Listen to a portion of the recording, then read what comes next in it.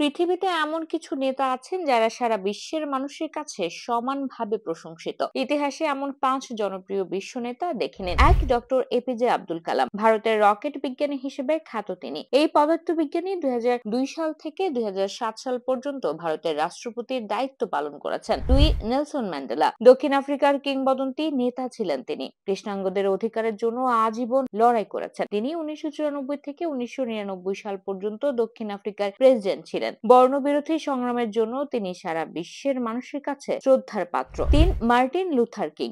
এই কৃষ্ণাঙ্গ নেতা তার অহিংস আন্দোলনের জন্য 1964 সালে নোবেল পুরস্কার পেয়েছিলেন। 1963 সালে তিনি আই হ্যাভ আ ড্রিম শিরোনামে বিখ্যাত ভাষণ দেন, যার মহাত্মা গান্ধী। ভারতবর্ষের স্বাধীনতা আন্দোলনের অহিংস ধারার নেতা ছিলেন তিনি। 1920 থেকে 1947 সাল পর্যন্ত তিনি স্বাধীনতা সংগ্রামে যুক্ত ছিলেন। 5, দালাই লামা। তিনি চীনের দখলকৃত তিব্বতের সর্বোচ্চ ধর্মীয় নেতা। শান্তি রক্ষায় অবদানের জন্য তিনি 1989 সালে নোবেল পুরস্কার লাভ করেন। বর্তমানে তিনি ভারতে নির্বাসিত রয়েছেন।